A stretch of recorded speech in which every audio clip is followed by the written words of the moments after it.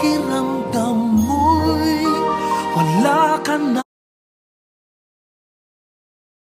Pin mo ako dahil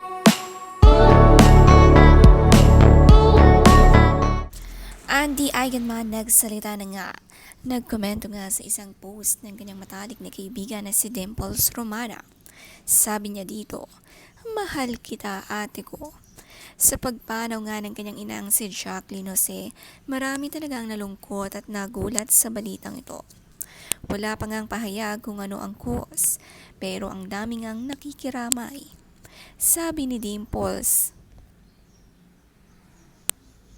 "Lost another true icon. Tita Jean, I remember all the laughter, the lessons you generously taught me as a young actor back when we were shooting this movie in 2001. And for our May, Minamahal remake, mahal kita at laging yayakap ng mahigpit, you will never be forgotten."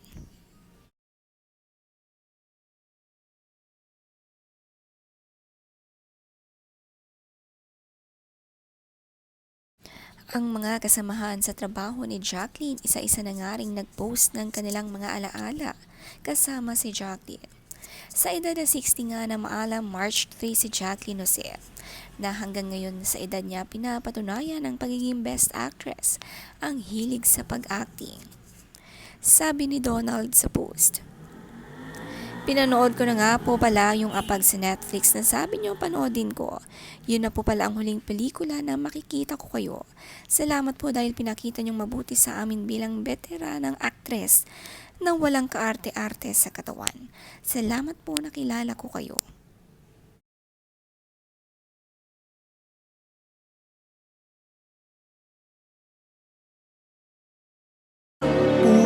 puso. Nito namang nakaraang Valentine's Day, magkakasama sina Jacqueline Jose at Katrina Halili. Nagkita-kita nga daw ang Batang Quiapo at Black Rider family. Kinonfort nga ni Jacqueline si Katrina ayon sa post ni Katrina Halili. Napakasaya ng kanilang gathering. Madalas ngang nakakasama ni Jacqueline ang mga kasamahan sa trabaho. Dahil malayo na nga sa kanya ang dalawang anak na sina Andy na nasa Siargao, habang ang isang anak naman ay nasa ibang bansa.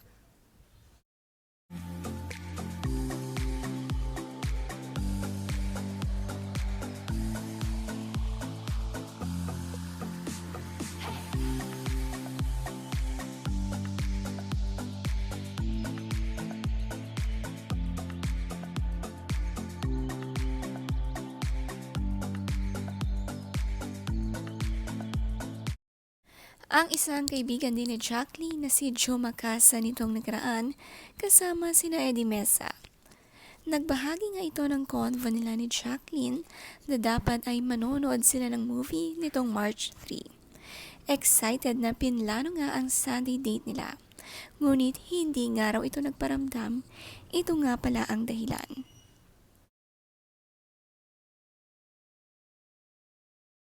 Sabi ni Joe Macasa, "We had a good talk last Thursday and I was supposed to see you last night. I waited at the cinema but you never came. And never will you return. Because the day that I was going to see you was the same day I lost you. I will miss you so much, Tita Jean. Forever and ever, my best actress, best ally, and best friend."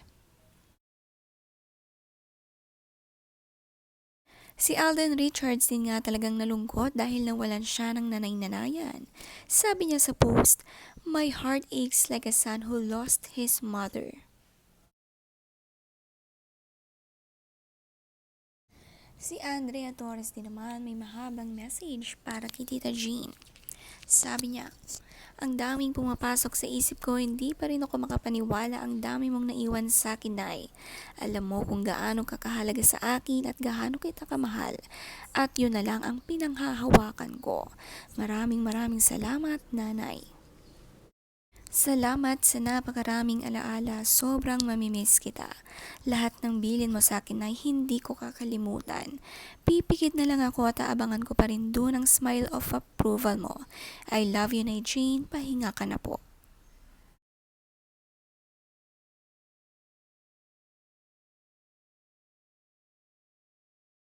Kababalik nga lang ng Siargao ni na Andy at tiyak na babalik ulit sila sa Manila para sa ina na si Jacqueline.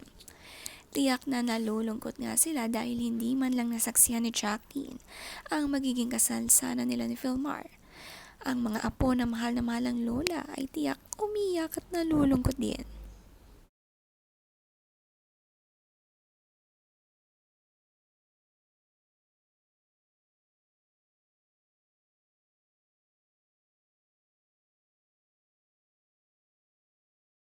Si Liza Dino din may message para kay Jacqueline Jose.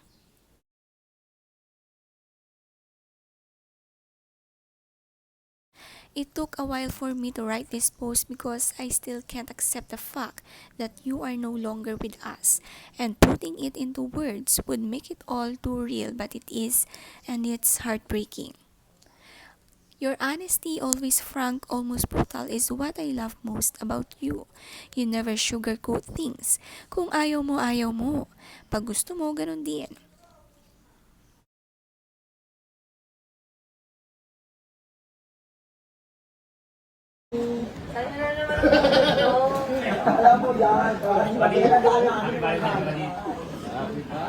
Ito yaman, hindi mo na... Saan nyo na naman pinulot to? Props ka? Hindi mo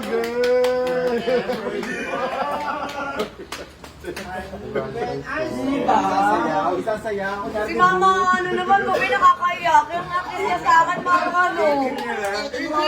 Ay, may last pa, may last. Sasayaw ka namin isa-isa. Kami muna ang Jeremy ng buhay mo. Papakatay ko naman natin taling jump puso. Sabi ko, maiiyak. Eh wala, naiyak din siya. So ang dami ng Jeremy ng buhay mo, ha? Jeremy kami ng bahala dito. Ala sila. Di ba ka, boss? Diba? Alam mo, natataranta kami, magpapatugtog kami ng kanta. Alam na. Nakakaloka kayo. Epic fail. Thank you, Black Rider. Kayo yung ano, ka-Valentine's Day. Aloka. Si Mama Bubay po parang yung nasa libing. Ganun yung ano niya, peg niya. Sabi niya, manood ko, naiyak ako. Yung mukha niya, yung parang sa libing, yung nagtatapon ng bulaklak.